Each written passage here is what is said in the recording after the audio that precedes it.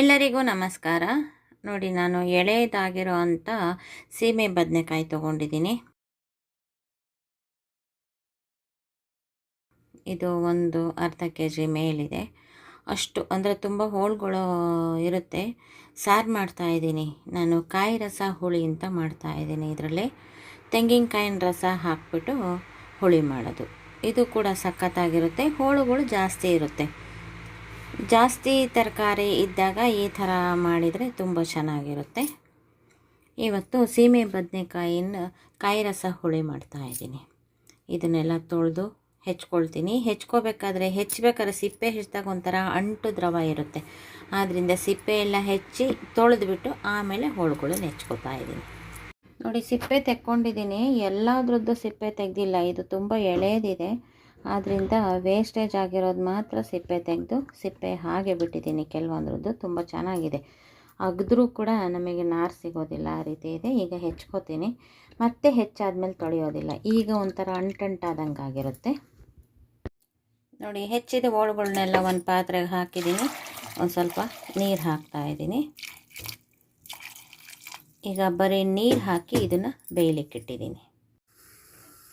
ನೋಡಿ, ಇದಕ್ಕೆ ಒಂದು ಸ್ವಲ್ಪ ಉಪ್ಪು ಹಾಕ್ತಾ ಇದ್ದೀನಿ.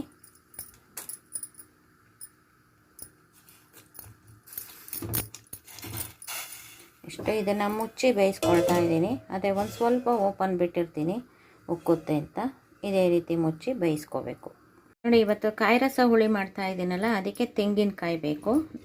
ಇದು ಒಂದು ಹೋಳನ್ನು ತುರ್ಕೊಂಡ್ಬಿಟ್ಟು ಕಾಯಿ ರಸ ರುಬ್ಕೋಬೇಕು.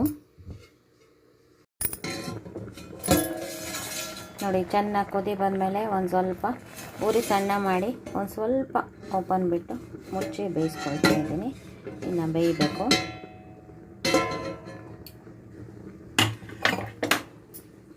ನೋಡಿ, ಒಂದು ಹೋಳು ತೆಂಗಿನಕಾಯಿ ತುರ್ಕೊಂಡಿದ್ದೀನಿ. ಒಂದು 5 ಹಸಿರು ಮೆಣಸಿನ್ಕಾಯಿ ತೊಗೊಂಡಿದ್ದೀನಿ. ಒಂದು ಬಟ್ಲು ಮೊಸರು ತೊಗೊಂಡಿದ್ದೀನಿ. ಕಾಯಿ ರಸ ಮೊಸರುಳಿ ಮಾಡ್ತಾ ಇರೋದು ಇವತ್ತು. ಇದನ್ನು ಕಾಯಿ ರಸ ಹುಳಿ ಅಂತ ನಾವು ಹೇಳ್ಬೋದು. ಮೊಸರು ಹಾಕ್ತೀವಲ್ಲ, ಅದಕ್ಕೆ ಮೊಸರುಳಿ ಅಂತ ಕೂಡ ಹೇಳಬಹುದು. ಈ ತೆಂಗಿನಕಾಯಿನೂ ಮತ್ತು ಹಸಿರು ಮೆಣಸಿನ್ಕಾಯಿನೂ, ಈಗ ಹಸಿರು ಮೆಣಸಿನ್ಕಾಯಿ ಏನು ಹುರಿಯೋದು ಬೇಡ, ತೆಂಗಿನಕಾಯಿನ ಜೊತೆಗೆ ಹಾಕ್ಕೊಂಡು ನುಣ್ಣಗೆ ರುಬ್ಕೋಬೇಕು. ನೀರು ಹಾಕ್ಕೊಂಡು ಚಟ್ನಿ ಅದಕ್ಕೆ ರುಬ್ಕೊಳ್ತಾ ಇದ್ದೀನಿ. ಒಂದು ಸ್ವಲ್ಪ ನೀರು ಹೆಚ್ಚಿಗೆ ಹಾಕ್ಕೊಂಡ್ರೂ ಪರವಾಗಿಲ್ಲ, ಚೆನ್ನಾಗಿ ರುಬ್ಕೋಬೇಕು. ನೋಡಿ, ಇವಾಗ ಕಾಯಿ ರಸ ನೀರು ಹಾಕಿ ರುಬ್ಬಿದ್ದೀನಿ. ಇದು ಈಗ ಮುಕ್ಕಾಲು ವಾಸಿ ನುಣ್ಣಗಾಗಿದೆ. ಇನ್ನು ಹಾಲು ಥರ ಆಗಬೇಕು. ಇದರಲ್ಲಿ ಹೀರಿ ತೆಗಿಯೋದೇನು ಬೇಡ, ಹಾಲು ತೆಗಿಯೋದೇನು ಬೇಡ. ಇದೇ ರಸ ಆದಂಗೆ ಆಗುತ್ತೆ. ಈ ಕಾಯಿ ರಸಕ್ಕೆ ನೋಡಿ, ಬರೀ ಹಸಿರು ಮೆಣಸಿನ್ಕಾಯಿ ಅಷ್ಟೇ 5 6 ಹಾಕ್ಕೊಂಡಿದ್ದೀನಿ. ಈಗ ಮತ್ತೆ ರುಬ್ತೀನಿ. ಇನ್ನೊಂದು ಸ್ವಲ್ಪ ನೀರು ಹಾಕ್ಕೊಂಡು ಹದವಾಗಿ ತುಂಬ ನುಣ್ಣಗಾಗೋವರೆಗೂ ರುಬ್ತೀನಿ.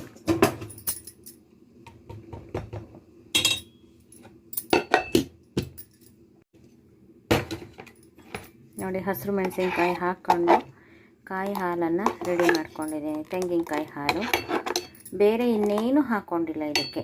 ಹಸಿರು ಮೆಣಸಿನ್ಕಾಯಿ, ತೆಂಗಿನಕಾಯಿ.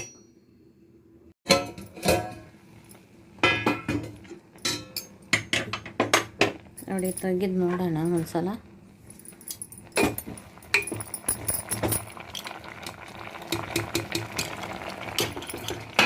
ನೋಡಿ, ಇದು ಬೆಂದಿದೆಯಾ ನೋಡೋಣ. ಇನ್ನು ಒಂದು ಸ್ವಲ್ಪ ಬೇಯಬೇಕು. ಬೇಯಲಿ.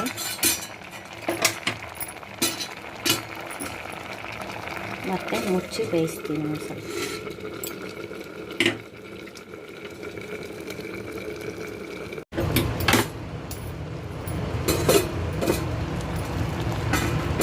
ನೋಡಿ, ಇವಾಗ 80% ಬೆಂದಿರುತ್ತೆ.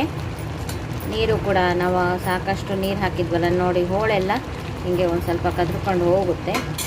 ಇನ್ನು ಫುಲ್ ಬೆಂದಿರೋದಿಲ್ಲ. ಈಗ ನಾವು ರುಬ್ಬಿಟ್ಕೊಂಡಂಥ ಕಾಯಿ ರಸ ಹಾಕ್ತೀನಿ.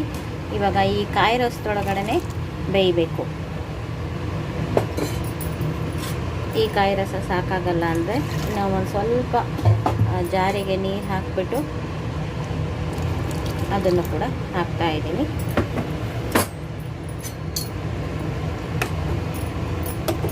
ನೋಡಿ, ಈ ಕಾಯಿ ರಸದೊಳಗಡೆ ಚೆನ್ನಾಗಿ ಬೇಯಬೇಕು. ಮೊದಲನೇ ಸಲ ಹಾಕಿದ ನೀರು ಒಂದು ಅರ್ಧ ಲೋಟ ಬಿಟ್ಟು ಅಷ್ಟು ಹಿಂಗೋಗಿತ್ತು. ಈಗ ಬರೀ ಕಾಯಿ ರಸ ಹಾಕಿದ್ದೀನಿ. ಇದು ಚೆನ್ನಾಗಿ ಬೇಯಲಿ. ಕೈ ಆಡಿಸ್ತಾನೆ ಒಂದು ಸ್ವಲ್ಪ ಜೋರು ಉರಿ ಮಾಡಿಕೊಂಡು ಕುದಿಸ್ಕೊಳ್ತೀನಿ.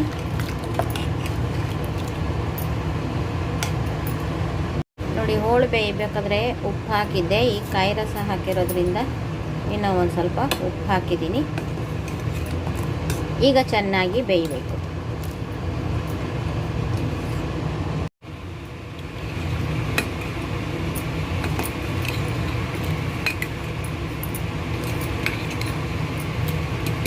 ನೋಡಿ, ಕಾಯಿ ರಸದಲ್ಲೇ ಚೆನ್ನಾಗಿ ಬೇಯ್ತಾ ಇದೆ.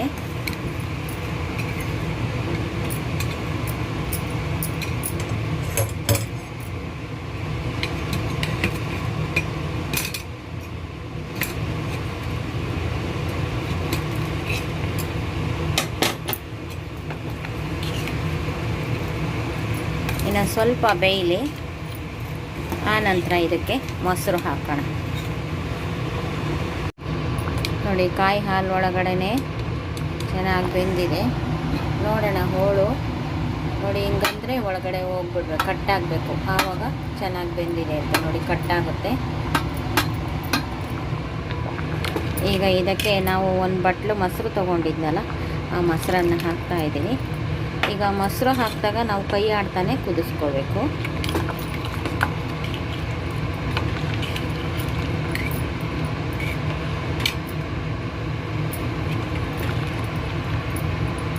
ನಾನು ಕಡ್ದಿಲ್ಲ ಮೊಸರನ್ನ, ಹಾಗೆ ತೊಗೊಂಡಿದ್ದೀನಿ.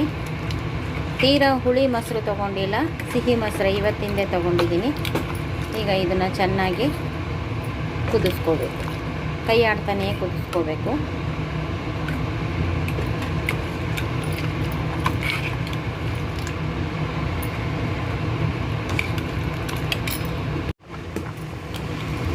ನೋಡಿ, ಇವಾಗ ಚೆನ್ನಾಗಿ ಕುದೀತಾ ಇದೆ. ತೆಂಗಿನಕಾಯಿ ಹಾಲಲ್ಲಿ ಬೆಂದ್ಬಿಟ್ಟು ಈಗ ಮೊಸರಲ್ಲೂ ಕೂಡ ಚೆನ್ನಾಗಿ ಕುದ್ದಿದೆ. ನೋಡಿ, ಸಖತ್ತಾಗಿದೆ. ಈ ಹೋಳು ಎಷ್ಟು ಚೆನ್ನಾಗಿದೆ ಗೊತ್ತಾ, ಒಳ್ಳೆ ಅಮೃತ ತಿಂದಂಗೆ ಆಗುತ್ತೆ. ಉಪ್ಪು ಸಾಕಾಗದೆ ಹೋದರೆ ಬೇಕು ಅಂದರೆ ಉಪ್ಪು ಹಾಕೋಬೋದು. ಈಗ ಒಂದು ಒಳ್ಳೆ ಒಗ್ಗರಣೆ ಕೊಡೋಣ ಇದಕ್ಕೆ. ನೋಡಿ, ಇವಾಗ ಚೆನ್ನಾಗಿ ಬೆಂದಿದೆ. ಒಂದು ಸ್ವಲ್ಪ ಅರಿಶಿನ ಹಾಕ್ತಾಯಿದ್ದೀನಿ, ಮತ್ತು ಒಂದು ಸ್ವಲ್ಪ ಬೆಲ್ಲ ಹಾಕ್ತಾಯಿದ್ದೀನಿ. ಈಗ ನೋಡಿ, ಹದವಾಗಾಯಿತು. ಬೆಲ್ಲ ಅರಿಶಿನ ಹಾಕಾದ್ಮೇಲೆ ಒಂದು 2 ಕುದಿ ಕುದ್ರೆ ಸಾಕು. ನೋಡಿ, ಹೋಳು ಜಾಸ್ತಿ ಇರುತ್ತೆ, ಕಾಯಿ ರಸ ಕಡಿಮೆ ಇರುತ್ತೆ. ಆದರೂ ಇಷ್ಟಿದ್ರೆ ಸಾಕು ರಸ. 2 ಕುದಿ ಕುದಿಸ್ಕೊಂಡು ಕೆಳಗಿಳಿಸ್ಕೊಳ್ತೀನಿ. ಆನಂತರ ಒಗ್ಗರಣೆ ಹಾಕ್ತೀನಿ. ನೋಡಿ, ಇವಾಗ ಸಾಕಷ್ಟು ಕುದ್ದಿದೆ, ಚೆನ್ನಾಗಾಗಿದೆ. ಉಪ್ಪು ಎಲ್ಲ ಕರೆಕ್ಟಾಗಿ ಆಗಿದೆ. ಇವಾಗ ಇದನ್ನು ಕೆಳಗಡೆ ಇಳಿಸ್ಕೊಳ್ತಾ ಇದ್ದೀನಿ.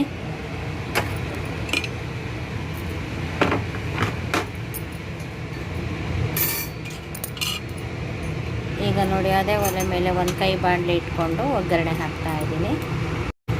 ನೋಡಿ, ಕೈ ಬಾಣಲೆಗೆ 1.5 ಚಮಚ ಎಣ್ಣೆ ಹಾಕಿದ್ದೀನಿ. ಇಲ್ಲಿ ಸಾಸಿವೆ, ಕರಿಬೇವು, ಒಣ ಮೆಣಸಿನ್ಕಾಯಿ, ಒಂದು 1/4 ಚಮಚದಷ್ಟು ಪುಡಿ ಹಿಂಗನ್ನು ಇಟ್ಕೊಂಡಿದ್ದೀನಿ ಈಗ ಒಗ್ಗರಣೆಗೆ.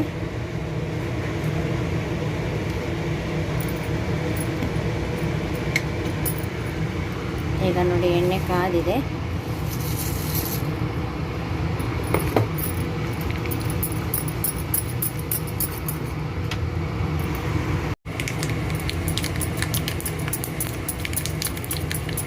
ನೋಡಿ, ಒಗ್ಗರಣೆ ಹದವಾಗ ಆಗ್ತಾ ಇದೆ. ಇದಕ್ಕೆ ಪುಡಿ ಹಿಂಗನ್ನು ಕೂಡ ಹಾಕ್ತಾ ಇದ್ದೀನಿ.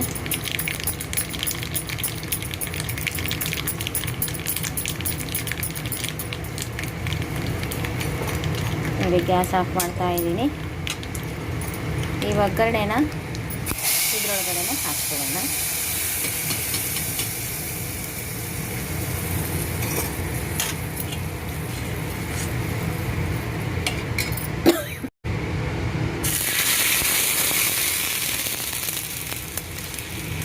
ನೋಡಿ, ಒಗ್ಗರಣೆ ಪಾತ್ರೆಗೆ ಒಂದು ಸ್ವಲ್ಪ ಸಾರನ್ನು ಹಾಕಿ ಇದಕ್ಕೆ ಬಗ್ಗಿಸ್ತಾ ಇದ್ದೀನಿ. ಈಗ ನೋಡಿ, ತೆಂಗಿನಕಾಯಿ ಮೊಸರುಳಿ ಸೀಮೆಬದನೆಕಾಯಿ ಸಖತ್ತಾಗಿ ಬಂತು. ನೋಡಿ, ಎಷ್ಟು ಚೆನ್ನಾಗಿ ಬಂತು. ನಾನು ಸಿಹಿ ಮೊಸರು ಹಾಕಿರೋದ್ರಿಂದ, ಸಿಹಿ ಮೊಸರು ಹಾಕಿದರೆ ಒಳ್ಳೆಯದು. ನಿಂಬೆ ಹೋಳು ಇಟ್ಕೊಂಡಿದ್ದೀನಿ. ಬೇಕು ಅನ್ನಿಸ್ತಾರೋ, ಹುಳಿ ಬೇಕು ಅನ್ನಿಸ್ತಾರೋ ನಿಂಬೆ ಹೋಳಿ ಹಿಂಡ್ಕೋಬೋದು. ನಾನು ಇವಾಗಲೇ ಹಿಂಡೋದಿಲ್ಲ, ಬೇಕು ಅಂದಾಗ ಹಿಂಡ್ಕೊಂಡು ಊಟ ಮಾಡ್ತೀವಿ. ತುಂಬ ಚೆನ್ನಾಗಿರುತ್ತೆ, ಅನ್ನಕ್ಕಂತೂ ಸಖತ್ತಾಗಿರುತ್ತೆ. ಇದು ಫುಲ್ ಕಾಂಬಿನೇಷನ್ ಅಂದರೆ ಅನ್ನಕ್ಕೆ. ನೋಡಿ, ಮಾಮೂಲಿ ಅಂತ ಎಲ್ಲ ಸಾರುಗಳ್ನ ಒಂದೇ ಥರ ಸಾರು ಮಾಡಿ ತಿನ್ನೋದಕ್ಕಿಂತ ಮೊಸರು ಜಾಸ್ತಿ ಇದ್ದಾಗ ಅಥವಾ ತರಕಾರಿ ಜಾಸ್ತಿ ಇದ್ದಾಗ ಈ ಥರ ಮೊಸರು ಹುಳಿ ಮಾಡ್ಕೋಬಹುದು.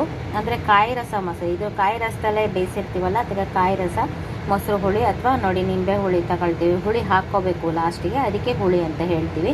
ಸಖತ್ತಾಗಿದೆ ನೋಡಿ. ಇದಕ್ಕೆ ಹಾಕಿರೋ ಇಂಗ್ರೀಡಿಯೆಂಟ್ಸ್ ಏನು, ತೆಂಗಿನಕಾಯಿ ಮತ್ತು ಹಸಿರು ಮೆಣಸಿನ್ಕಾಯಿ ಹಾಕಿದ್ದೀವಿ, ಉಪ್ಪು ಹಾಕಿದ್ದೀವಿ, ಒಗ್ಗರಣೆ ಹಾಕಿದ್ದೀವಿ.